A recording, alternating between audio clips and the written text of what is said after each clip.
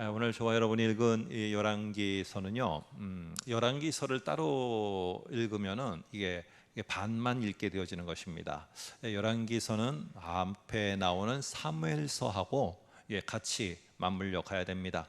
그래서 사무엘서 시작서부터 열왕기서 끝에까지를 한마디로 하면은 포물선과 같다라고 이렇게 표현을 할 수가 있어요. 그래서 사무엘서부터 시작되는 이 어찌 보면은 암울한 사사시대, 이 사사시대로부터 시작을 하거든요. 그리고 열왕기에 보게 되어지면은 마지막이 예루살렘의 멸망과 그리고 성전의 파괴가 이제 열왕기의 끝부분입니다. 그래서 이렇게 암울한 시대로부터 시작해서 쭉 상향곡선을 올라가다가 어떤 꼭지점에 딱 도달해서 이 아주 최고의 꼭지점, 이게 바로 다윗과 솔로몬입니다. 그래서 이 다윗과 솔로몬을 중심으로 해서는 이제는 솔로몬 시대를 지나면서는 하향 곡선으로 내려오기를 시작합니다. 그리고는 마지막에 결국에 가서는 멸망과 파괴를 맞게 되어집니다. 그래서 오늘 이 열왕기서, 저와 여러분들이 이제 앞으로 몇 주에 걸쳐서 볼 열왕기서는 이렇게 바벨론으로 포로로 끌려간 사람들이 모든 것들이 파괴되어지고 멸망되어진 상태에서 우리는 왜 그 최고의 꼭지점에 있었던 솔로몬의 그 번영과 그 풍요가 이렇게까지 무너지게 됐을까? 왜 우리는 여기서 이렇게 되어서 이렇게 살아가는 것일까? 그들은 돌아보게 되어졌고, 그들을 하나하나 되짚어가면서 그들이 그러면 다시 살 수 있는 길은 무엇인가? 그 살아갈 수 있는 길, 회복되는 길을 찾아가기 위해서 그 길을 하나님이 제시해 주는데, 그게 역사의 스토리를 통해서 제시해 줍니다. 그래서 이게 살아서 회복되어질 아주 중요한 삶의 지침이 나오는 게 이 열왕기서입니다. 여러분, 오늘 우리는 이런 것처럼요, 어찌 보면은 우리 모두는 다 상향곡선을 향해서 참 어렵고 힘든 시대를, 나라적으로도 마찬가지가 아니겠습니까? 나라적으로 참 힘들고 어려웠던 시기가 있었고요, 전쟁이 있었던 시기 등등. 이스라엘도 마찬가지입니다. 여러 어려웠던 시기 속에서 그들이 그런 환경을 맞닥뜨렸을 때 우리가 어떻게 하면은 이 환경 속에서 이겨나갈까? 다윗 같은 사람은 그런 환경에 이 고난의 터널을 지나면서 여전히 하나님을 신뢰한다는 것을 보였고, 하나님, 저 힘들어도 하나님 신뢰하는 것을 절대 포기하지 않을 거예요 하면서 끝까지 눈물 흘리면서도 하나님께 애통을 하면서도 하나님을 신뢰했더니 하나님이 꼭지점까지 딱 두게 하신 경우도 있고, 또 어떤 왕들은 참 부유하고 풍요롭고 국방적으로도 풍요를 가져왔고요, 또 농수, 그러니까 어떻게 보면 물길을 잘 열어서도 경제적으로도 풍요로움을 가져왔더니, 아니 이게 풍요로우면은 하나님, 저 이렇게 풍요롭지만은 그래도 하나님 신뢰하는 것만큼은 안 돼요. 하나님밖에는 없어요. 이것들은 언제까지 이렇게 지속될지 모르겠어요. 하나님만 저는 붙잡을래요. 이렇게 신뢰하는 모습을 보여야 되는데, 우시야 왕 같은 경우에는 그런 모습을 보이는 게 아니라 교만해져서 제사장이 하는 일을 자기가 대신하다가 결국 죽임을 당하게 되어지고, 이러다 보니까 어렵다고 그래서 그것이 하나님을 신뢰하지 못하게 되는 요인인 건 아니고요, 오히려 잘 산다고 해서 내가 가진 재능이 많고 모든 걸 이루었다고 해서 꼭 신앙이 끝까지 좋으라는 법도 없는 것 같아요. 그래서 우리는 나는 지금 어느 쪽에 있는가? 오르막을 향해서 올라가는 상향곡선인가? 내리막을 향해서 내려가는 하향곡선인가? 오늘 이스라엘이 이 열왕기를 접하는 이스라엘의 백성들은 밑바닥까지 내려가서 이제 올라가기 위해서 어떻게 해야 되는가를 생각하면서 그 길을 찾는데 그 길을 제시하고 있어요. 여러분, 다윗은 왕으로 다 기름을 부음 받은 다음에 바로 왕이 되지를 못했어요. 그러다 보니까 한 10년 동안 도망 다니고 이렇게 숨어 지내고, 이러다 보니까 자연적으로 그 시편을 읽어보면 막 불안해하는 마음, 막 두려워하는 마음, 요즘으로 표현하면은 막 우울증 아니면 공황증 등등 여러 가지로 상당히 힘든 시간들이었어요. 근데 그렇게 힘들에도 불구하고 그가 놓지 않았던 거가 하나가 딱 있었어요. 그게 바로 뭐냐 하면은, 하나님이 내게 주신 약속을 내가 놓지 않고, 하나님, 내가 이 약속을 붙잡는 신뢰하는 마음을 끝까지 지키겠습니다 해서 저희가 사무엘서를 같이 이렇게 나누었을 때 말한 것처럼 오히려 사무엘서에서 다윗은 어렵고 힘들 때 그 어렵고 힘든 시간이 하나님을 더 신뢰한다는 것을 보이는 증명의 시간이 되었어요. 하나님 이렇게까지 내가 잘한다니까, 잘 지키고 있다니까요. 이렇게 증명하는 시간이 됐어요. 그러니까 그 시간이 지나고 나니까 하나님이 다윗을 왕위에 올려줬어요. 근데 오늘 열왕기상을 보게 되면은 열왕기서 1장에 보면은 솔로몬이 기름 부음을 받아요. 그러면은 우리의 생각에는 다윗처럼 이 솔로몬 왕도 어렵고 힘든 고난의 길을 지나고 거기서 내가 하나님을 신뢰하는 것을 증명해 보이면, 그래, 너는 진짜 하나님 나라의 왕다운 왕이구나, 너 솔로몬 왕이 되라, 이렇게 등극을 시켜야 되는 게 어찌 보면은 과정인데, 오늘 열왕기상 1장에 보면은 솔로몬 왕은요, 기름 부음을 받자마자 바로 다윗의 명령에 의해서 왕이 되어버립니다. 그러면 저는 이게 궁금한 겁니다. 아니, 다윗은 분명히 증명의 시간을 보냈는데, 하나님 신뢰하는 증명의 시간을 어렵고 힘든 고난의 터널을 지나며 보였는데, 왜 그러면 솔로몬한테는 이런 시간을 면제해 줬는가? 아니, 솔로몬에게 면제해 줬다면은 나에게도 좀 면제해 주지. 왜 나는 그렇게 어렵고 힘든 시간을 하나님이 나에게 줘서 정말 괴롭고 마음 속타고 막 밤잠 못 이루는, 왜 이런 거는 나에게 주고 솔로몬에게는 안 줬는가? 솔로몬만 무슨 특별한 사람이야? 왜 솔로몬에게는 그런 걸 면제시켜 줬지? 여러분, 솔로몬도 과연 면제됐을까요? 솔로몬은 그러면은 고난을 안 당했기 때문에, 고난의 시간을 안 보냈기 때문에, 솔로몬 하면은 부귀영화와 모든 걸 누리는 것이었기 때문에 솔로몬에게 있어서는 하나님을 신뢰하는 것을 안 보여도 됐을까요? 여러분, 그렇지 않다는 거예요. 비록 다윗과 저와 여러분들은 어려운 시간을, 터널을 지나가는 것이 내가 하나님을 신뢰하는 것에 대한 한 증명을 하는 시간이었다면, 솔로몬은 고난은 아니었지만은 또 다른 것이 그를 기다리고 있었어요. 그게 바로 뭐냐 하면은 부귀영화예요. 부귀영화.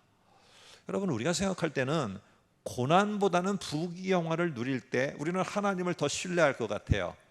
내가 직장도 안 되고, 내가 하는 사업도 어렵고, 내가 일터에서도 계속 사람과의 관계 속에서 힘들 때 이때는 하나님을 신뢰하는 것이 떨어질 것 같지만 안 그래요.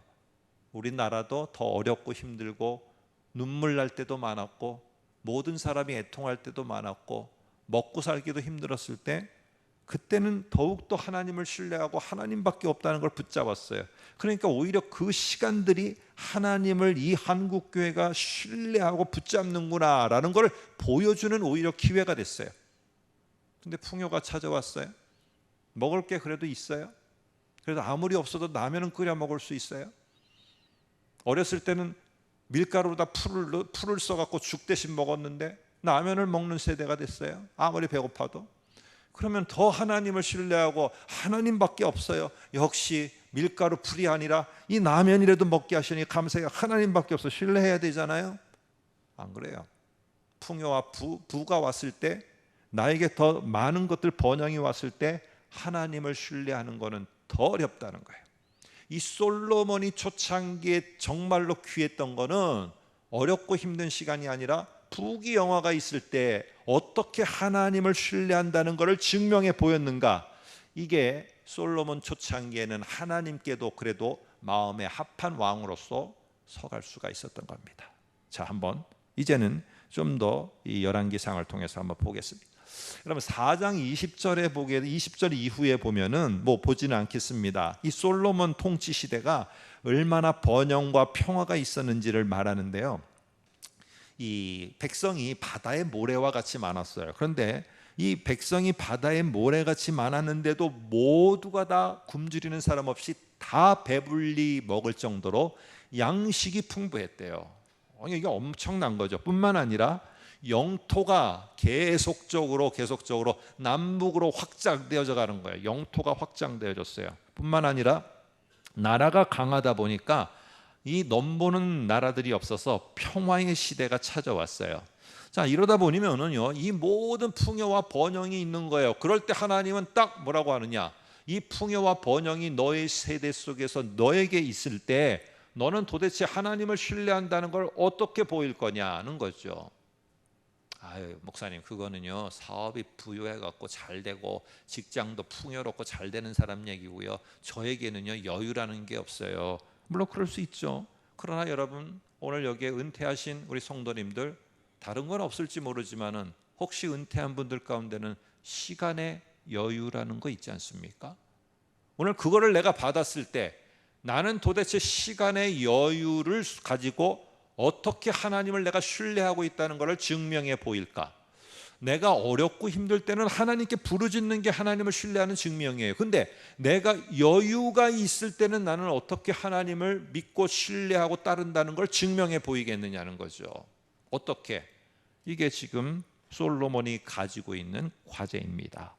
오늘 그래서요, 오늘 저와 여러분이 읽은 이 5장은 솔로몬의 성전 건축 이야기입니다. 성전 건축을 준비하고 6장에 가서 이제 본격적으로 다 시작해서 완성하는 이야기예요. 그런데 오늘 5장 4절을 보시게 되면은 아주 특별한 말을 합니다. 이따도 보겠지만 한번 먼저 보겠습니다. 화면을 통해서 보세요. 이제 내 하나님 여호와께서 내게 사방의 태평을 주심에 원수도 없고 재앙도 없도다, 이렇게 말해요. 이 말은 지금 성전 건축을 말하는 5장에 있는 이야기예요. 그런데 4장 20절에 솔로몬이 누렸던 번영과 평화를 한마디로 한 절로 요약한 구절이에요. 그래서 지금 이 열왕기서의 저자는요, 이 풍요로운 이 시대의 모든 것과 솔로몬의 부귀영화가 뭐하고 관계되어 있느냐? 뒤에 나오는 성전 짓기와 관련이 되어 있다는 거예요. 이 두 가지를 잘 함으로 말미암아 지금 솔로몬은 뭘 했느냐? 하나님을 신뢰하는 모습을 보였어요. 자, 그게 뭔가 오늘 우리가 생각해 보려고 합니다. 여러분, 오늘 여기 보면은요, 우리는 솔로몬의 가장 큰 위대한 위협, 과업이 뭐였냐 하면은 이 성전 건축 완성한 거라고 사람들은 말합니다. 근데 저는 아니라고 봐요. 오늘 저와 여러분이 읽은 5장, 6장을 보겠습니다. 5장만 먼저 보겠습니다. 5장이 우리의 본문이기 때문에 보면은요, 성전 건축이라는 말 앞에 반드시 먼저 선행돼서 중요하게 따라 붙는 말이 있어요. 한번 볼까요? 3절을 보시면은 이렇게 말합니다. 그의 하나님 여호와의 이름을 위하여 성전을 건축하지 못하고. 자, 다윗은 성전을 건축하지 못했어요. 근데 성전 건축 앞에 따라 붙는 말이 뭐냐면은 여호와의 이름을 위하여예요. 5절도 볼까요? 5절도 네 번째 줄에 보면은 내 이름을 위하여 성전을 건축하리라. 그 뒤에 보면은 내가 내 하나님 여호와의 이름을 위하여 성전을 건축하리라. 6장 1절도 한번 볼까요? 뒤에 보면은 솔로몬이 여호와를 위하여 성전 건축하기를 시작하였더라. 그래서 중요한 것은요, 이 솔로몬의 생애의 초창기 생애의 가장 중요한 건 뭐냐? 성전 건축이 아니라 오늘 4장 20절서부터 나오는 모든 풍요와 부귀 영화를 하나님이 딱 줬을 때 이 모든 거는 내가 대가로 받은 것도 아니고 축복으로 받은 것도 아니고 여호와를 위하여 하나님이 내게 주신 것이다. 이 모든 거는 다 하나님의 영광을 위해서, 하나님의 이름을 위하여라는 이거를 여러분 잊지 않았다는 거예요. 그래서 풍요가 있을 때 이 모든 거는 여호와를 위하여, 여호와의 이름을 위하여, 이게 흔들리지를 않았어요. 내가 뭐를 잘해서 지혜를 발동했더니 사람들이 내게 다 이렇게 준 거야 해서 자기를 자랑하기 위한 수단이 아니라 여호와를 위하여, 여호와의 이름을 위하여, 이게 그의 삶의 중심이고 핵심 가치였고, 부귀영화도 다 이것을 위해서 하나의 수단에 불과한 것이라는 것을 그가 확실히 하나님 앞에 보였어요. 자, 이제 조금 더 구체적으로 한번 3장을 볼까요? 3장 9절 10절에 보면은 이렇게 말합니다. 거기에 보면은 하나님이 이런 부귀영화를 솔로몬에게 주겠다라고 약속을 하시는 장면이 나오거든요. 이야기가 나와요. 3장 9절 10절에 보면은 듣는 마음을 종에게 주사 주의 백성을 재판하여 선악을 분별하게 하옵소서. 솔로몬이 이것을 구하매 그 말씀이 주의 마음에 든지라.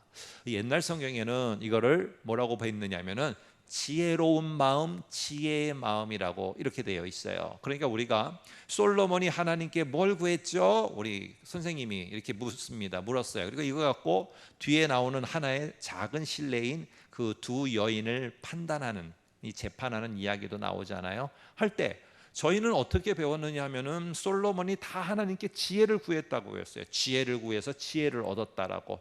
근데 지금 오늘 개역개정에는 지혜보다도 원문에 더 가깝게 번역해서 듣는 마음을 구했다라고 이렇게 말을 하고 있어요.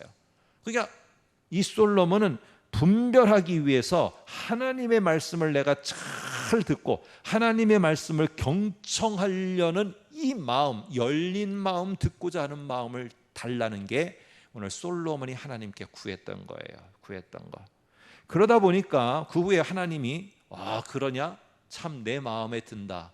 네가 내 말을 듣고자 하는 마음을 갖고 내가 한 말을 가지고 네가 살려고 하니 너무나 기특하다 하면서 그 다음에 하시는 말씀이 12, 13절이에요. 보시면은 내가 네 말대로 하여 내게 지혜롭고 총명한 마음을 주노라 하면서 뒤에 13절 뒤에 보면은 내가 또 네가 구하지 아니한 부귀영화도 내게 주노라 이렇게 말해요. 그래서 저희는 이 본문을 가지고 항상 말씀을 들을 때마다 어린 시절부터 들을 때마다 이 솔로몬이 하나님께 지혜를 구했더니 그 지혜를 구한 하나님을 하나님이 너무 귀하게 여겨 축복하셔서 부귀영화는 덤으로 축복으로 주셨다 이렇게 저희는 배웠어요.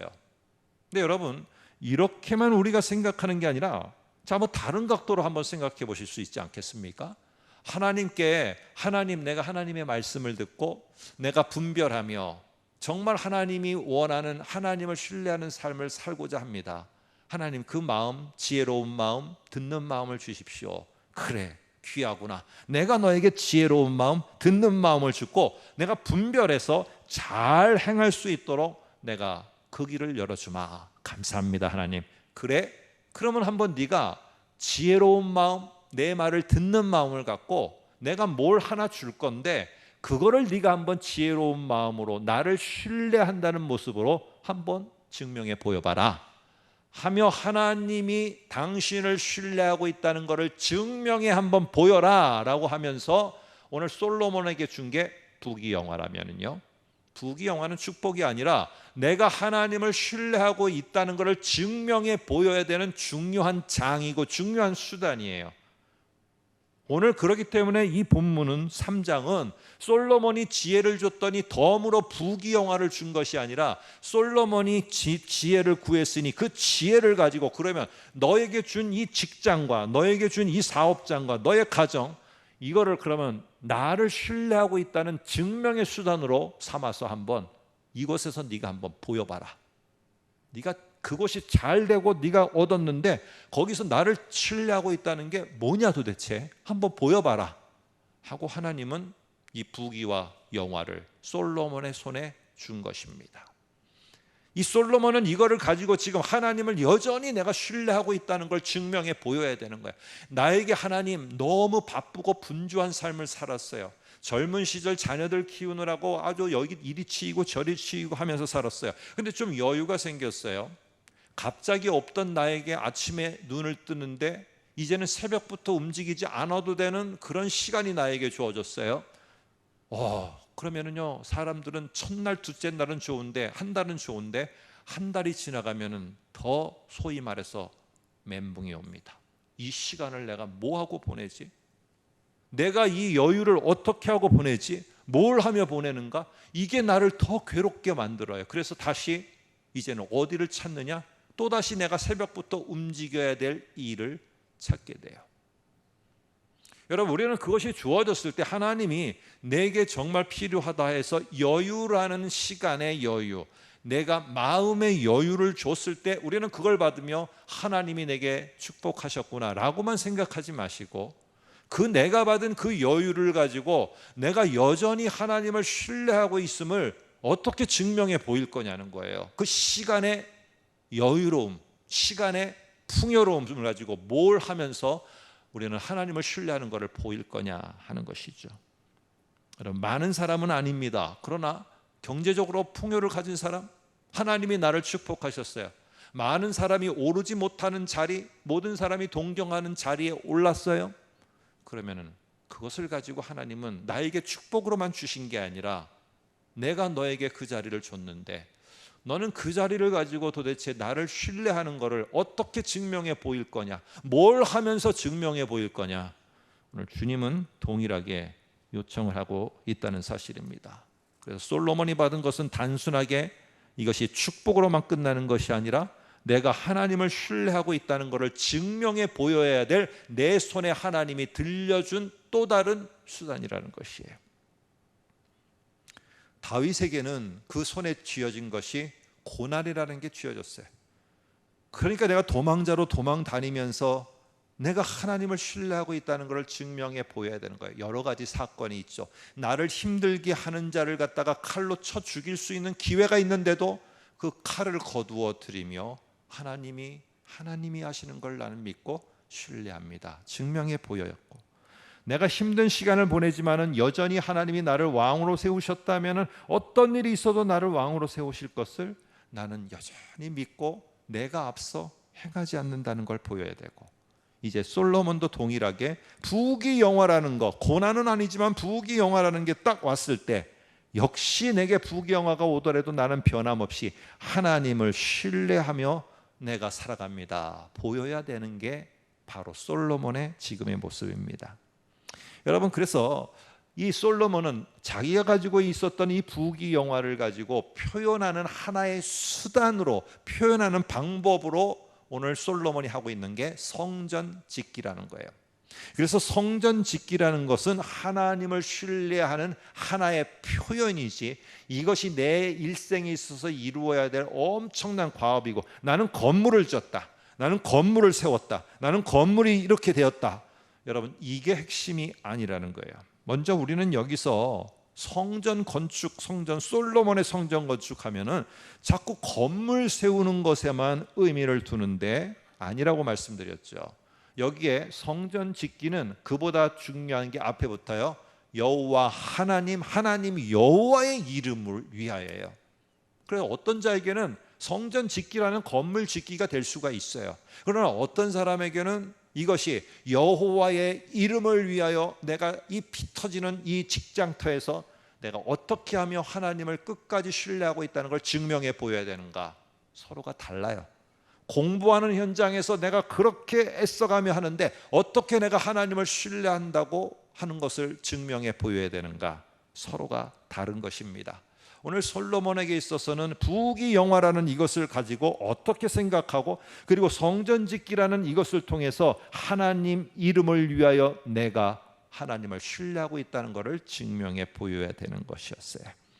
여러분, 그래서 중요한 것은요, 성전을 건축한 이 솔로몬이 아니라 부귀영화라는 것이 주어졌다 할지라도 항상 그에게 핵심 가치는 여호와 이름을 위하여, 여호와 하나님의 이름을 위하여라는 게 핵심 가치였다는 게 솔로몬을 통한 번성, 그 나라가 든든히 세워져 갈 수 있었던 바로 동력입니다. 동력. 그 후에도요, 아까 말씀드린 것처럼 관계 수로를 잘해서 부강한 나라를 만들고 경제적으로도 잘하는 나라를 만들 수가 있었어요. 그러나 그 열왕들의 모습을 보면은 그렇게 한다 할지라도 나중에는 여호와의 이름을 위하여라고 끝까지 유지를 못해요. 나를 위해서, 나의 더 뭔가를 위해서, 아니면 저 나라가 나를 잘 도와줘서 정략으로 뭔가 동맹을 맺게 하기 위해서 항상 다른 목적이 있었어요. 그것 때문에 결국에 이 열왕들이 다스리는 남북의 이스라엘은 점점 쇠약하고 내려가는 그러한 모습을 맞게 됩니다. 자, 이제 솔로몬의 성전 짓기는요, 오늘 다윗을 통해서 하나님이 말씀을 하시는데 5장 5절을 한번 볼까요? 이렇게 말합니다. 내가 너를 이어 네 자리에 오르게 할 내 아들 그가 내 이름을 위하여 성전을 건축하리라. 여러분, 건물 짓는 게 중요한 게 아니라 내 이름을 위하여라는 게 중요한 거예요. 왜 신앙의 거장, 그런데 다윗은 이거를 프로젝트만 세워놨어요. 이걸 하겠다라고 했는데 하나님이 허락하지 않았어요. 그러니까 우리는 어떤 이유 하나만을 알고 있느냐? 우리가 이게 다 배워서 그런 거죠. 이게 우리 머릿속에 각인되어 있기 때문에 그래요. 그게 뭐냐 하면은 이 다윗은 피를 너무 많이 흘려서 이 정결 규례에 따라서 피를 많이 흘린 자, 이거는 거룩한 성전을 지을 수 없는 거다. 역대상 22장 8절의 말입니다. 한번 볼까요? 너는 피를 심히 많이 흘렸고 크게 전쟁하였느니라. 네가 내 앞에서 땅에 피를 많이 흘렸은즉 내 이름을 위하여 성전을 건축하지 못하리라. 피 많이 흘려서 그랬다는 거예요. 자, 그런데 우리는 이것을 기억하고 있는 거예요. 그런데 오늘 저와 여러분이 읽은 열왕기서 5장에서는 상 5장에서는 그 이유를 다르게 말하고 있습니다. 한번 볼까요? 5장 3절에 보면 이렇게 말합니다. 내 아버지 다윗이 사방의 전쟁으로 말미암아 그의 하나님 여호와의 이름을 위하여 성전을 건축하지 못했다는 거예요. 이 다윗의 지금 문제는 무엇이었느냐? 열왕기서에서는 전쟁이 너무 빈번하게 일어나다 보니까 이거 치닥거리하고 이거 이로 치르고 이러면서 나라를 세워가려고 하다 보니까 아니다, 지금은 때가 아니다 라고 했다는 거예요. 그런데 4절에 가면은 솔로몬은 뭐라고 말하느냐? 이제 내 하나님 여호와께서 내게 사방의 태평을 주셨다. 3절과 반대되죠. 사방의 전쟁이라는 말과 대조되게 사방의 태평을 주셨다. 여호와께서 주신 거예요. 그래서 5장 4절은 4장 20절 이후에 나오는 부국강병, 평화의 시대, 이 모든 것들을 하나로 응축한 한 절이고, 한 절을 하나의 표현으로 하면은 사방 태평이에요. 사방 태평을 줬어요. 근데 이게 지금 여호와께서 내게 줬다는 거예요. 그래서 이 여호와께서 줬는데 듣는 마음을 가지고 있고 또 하나님 신뢰를 증명해야 된다는 것을 알고 있는 솔로몬은 질문을 한다는 거죠. 왜 사방 전쟁에서 사방 태평의 그 순간을 하나님이 내게 줬는가? 내가 하나님의 이름을 위하여 그러면 내가 이 사방 태평을 갖고 뭘 해야 되는 것인가?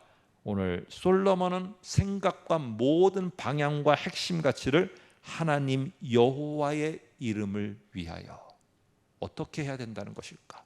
뭘 해야 된다는 것일까? 내가 뭘 하면 된다는 거지?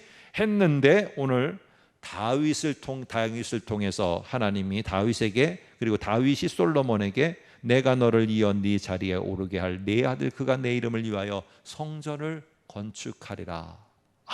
그러면은 하나님이 이 사방 태평, 내가 하나님의 이름을 위하여 할 수 있는 거 성전 짓기라는 것이구나. 오늘 그래서 오늘 5장 5절을 다시 보면은 내가 내 하나님 여호와의 이름을 위하여 성전을 건축하려 하오니, 6장 1절에 보면 솔로몬이 여호와를 위하여 성전 건축하기를 시작하였더라. 여러분, 우선순위가 바뀌면은 안 돼요. 하나님의 내가 저기 했으니까 무조건 건물 세우기부터 한다. 나는 무조건 이런 사역부터 한다. 나는 무조건 이런 어떤 일부터 벌린다. 이러면은 안 되는 겁니다. 오늘 그런 일을 하기 전에 솔로몬은 먼저 갖춰진 게 있었어요. 듣는 마음이었어요. 듣는 마음이며 여호와 하나님의 이름을 위하여라는 이 하나님을 신뢰하며 그거를 표현하고자 하는 그의 신앙이 그의 생애 전반에 깔려 있었기 때문에 오늘 솔로몬은 성전 짓기를 안 하고 다른 거를 전쟁을 하라 할다 할지라도 그 모든 걸 가지고 전쟁을 하러 여호와 하나님의 이름을 위하여 했을 거예요.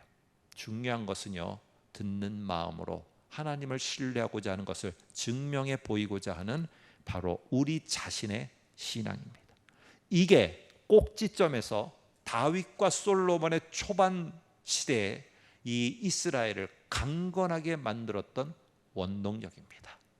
열왕들은 이제 앞으로 이것을 잊어버리고 잃어버리게 됨으로 말미암아 어떻게 추락해서 하양 곡선으로 내려가게 되는가, 그 모습들을 앞으로 여러분이 읽어가시면서 발견하게 될 겁니다. 여러분, 다시 말합니다. 성전 짓기의 핵심은 건물을 세우는 것이 아니었어요. 왜 그러느냐? 오늘 성전 짓기를 마무리한 시점인 6장 12, 13절을 한번 참고로 볼까요? 거기 보면은 이렇게 말합니다. 성전 건축이라는 것과 관련해서 하나님이 중요하게 말하는 게 있어요. 12절 보면 이렇게 말합니다. 네가 지금 이 성전을 건축하니, 그러니까 그 다음에 뭐가 나와야 되느냐? 너무 내 마음이 좋다. 나를 위해서 성전을 건축해주고 건물도 지어주고, 야, 너무너무 내가 행복하다, 이 말이 나와야 되는데 그 다음에 무슨 말이 나오느냐? 성전 건축과는 전혀 관계없어 보이는 말을 해요. 뭐냐? 이 성전을 건축하니 네가 만일 내 법도를 따르며 내 율례를 행하며 내 모든 계명을 지켜 그대로 행하면, 이 말이 나와요. 한마디로 말해서 지금 하나님의 말씀을 따라 그것을 네가 지켜 행하면이라는 말이 나와요. 다시 말해서 성전 짓기는 뭐에 불과하냐? 이 솔로몬이 나를 신뢰하느냐 안 신뢰하느냐를 보이는 수단에 불과한 것이지 이게 큰 과업이 아닌 것을 알 수 있어요. 우리는 그렇게 보지만은 하나님은 아닌 거예요.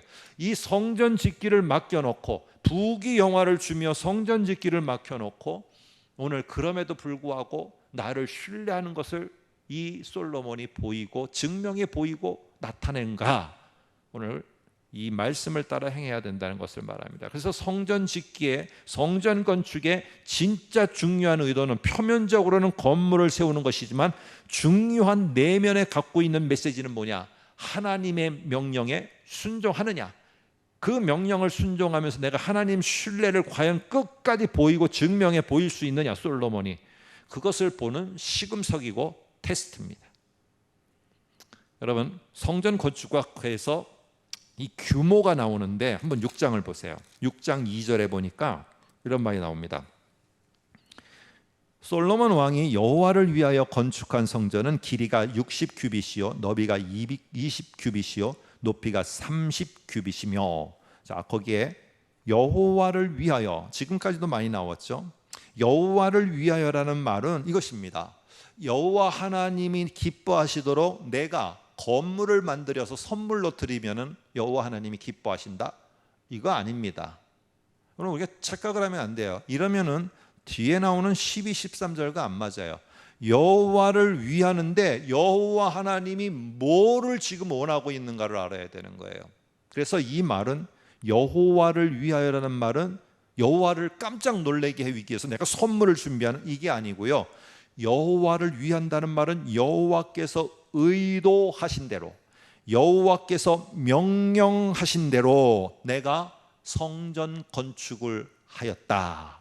어떻게?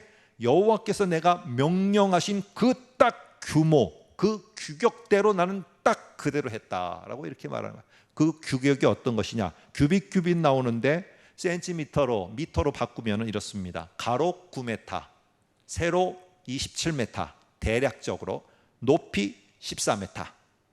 이거는 이집트에 있는 신전들과 비교해 보면은 아주 화려해 보이기는 하지만은 아주 작은 겁니다. 신전의 크기가 곧 그 나라의 어떻게 보면 강함과 그 나라의 국력을 나타냈던 시대에 이 하나님의 성전은 아주 작은 규모예요. 왜 그러느냐? 이집트의 한 신전 같은 경우에 이 가로가 600m, 600m예요. 가로가. 세로가 2km, 높이는 모르겠어요. 어마어마하게 큰 신전에 비하면은 가로 9m, 세로 27m는 너무 작은 거예요. 근데 솔로몬 시대 고대 근동 지역의 이 당시에 이스라엘은요, 감히 넘보지 못하는 최고의 나라예요. 최고의 나라의 최고의 왕이 명령만 하면 주변 나라에서 재료를 다 갖다 줘요. 그래서 나중에 이 성전을 짓고 났는데 보물, 금은보화가 남는 거예요. 그래서 성전의 곳간에 그거를 그냥 두게 돼요. 여러분, 솔로몬이 하나님, 내 그래도 위신이 있지, 요게 뭡니까? 재료도 많고 일할 사람도 있고 다 있는데 좀 더 크게 한번 해서 하나님 더 좋게 해드리겠습니다. 그렇게 해서 넓게 높게 더 하지 않았다는 거예요. 하나님이 시키는 대로 그대로 했다는 거예요. 자기가 가진 것이 아무리 많아도, 자기의 능력이 아무리 커도, 자기가 더 많은 풍요가 있어도 그리하지 않고 하나님의 명령을 끝까지 지켜 하나님 신뢰하는 것을 보였다는 거예요. 여러분, 이런 모습에 오늘 하나님은 솔로몬에게 두 가지를 약속하십니다. 네가 이렇게 앞으로도 어떤 일에서도 어떤 일에 서 있었다 할지라도 하나님 여호와의 이름을 위하여 하나님이 말씀하시는 대로 내가 듣고 그것을 그대로 따라 행하며 나를 신뢰하는 것을 너와 네 자손들이 놓지 않고 끝까지 지켜간다면 내가 너에게 두 가지를 나도 약속하고 지키겠다. 한번 12, 13절 볼까요? 첫 번째는 네 아버지 다윗에게 한 말을 내게 확실히 내가 이룰 거다. 뭐라고 말했느냐? 이 다윗에게 하나님이 사무엘하 7장 12절에 내가 네 몸에서 날 내 씨를 내 뒤에 세워 그의 나라를 견고하게 하리라. 이스라엘이 견고하게 꼭지점에서 하얀 곡선 이루지 않고 쭉 가면서 하나님을 신뢰하는 걸 증명해 보이며 나아가게 되면 그 후손도 나아가게 보이면은 내가 이것을 견고하게 끝까지 나도 그 꼭지점에서 가도록 하게 하리라 약속하셨어요. 이 말은 뭐예요? 안 하면은 그 다음엔 하얀 곡선 내려간다는 거예요. 하얀 곡선으로. 그러면 또 한 가지는 뭘 했느냐? 이스라엘 가운데 거하며 나는 이스라엘을 절대로 버리지 않겠다. 이렇게 약속을 주십니다. 자, 이제 그러면은 열왕기에서 왜 이스라엘은 분열 왕국이 되고 예루살렘은 무너지고 성전은 무너지고 바벨론 포로로 끌려갔느냐? 바벨론 포로로 끌려가서 다시 회상을 하는 겁니다. 우리가 왜 여기까지 왔지? 할 때 답을 주며 길을 주는 열왕기서는 너희가 하나님을 신뢰하는 것을 증명해 보여야 되는데 하나님 신뢰가 너희의 삶에서 너희 세대에서 너희 자녀들의 세대에서 사라진 게 그 원인이다. 그러면 어떻게 하면 됩니까? 다시 증명해 보여라. 니네가 가진 것이 고난의 터널이면 고난의 터널에서 증명해 보이고 니네가 가진 작은 시간의 풍요가 있으면 시간의 풍요, 공간의 풍요가 있으면 공간의 풍요를 통해서 네가 하나님 신뢰하는 것을 증명해 보여라. 그러면은 그 밑바닥에서 차고 다시 올라가게 될 거다. 정말로 귀한 열왕기서의 이 역사의 스토리 속에 숨겨진 메시지입니다. 여러분은 지금 어느 일터에서 가정에서 교회에서 어려운 터널을 지나면서 증명의 시간을 보내고 있습니까? 아니면은 나는 좀 다른 사람과 그래도 다르게 이제는 여유도 있고 그래도 팍팍하게 살지 않는 내 손에 쥐어진 것도 있고 내가 하나님의 축복을 받았다고 생각을 하십니까? 여러분은 그것을 가지고 어떻게 하나님 신뢰하는 것을 증명해 보이고 계십니까? 내가 있는 이 상황과 이 여건 속에서 내가 하나님을 신뢰한다는 걸 정말 잘 증명해 보일 때 우리 세대만 아니라 우리의 다음 세대까지도 하나님은 견고히 가도록 지켜주실 것이고 혹시 내가 밑에서 힘들고 어려울 때라도 다시 일으켜서 하나님은 우리를 상향곡선으로 올려주실 줄로 믿습니다. 하나님을 끝까지 신뢰하고 그것을 증명하며 사는 우리의 축복된 삶이 되기를 간절히 소망합니다.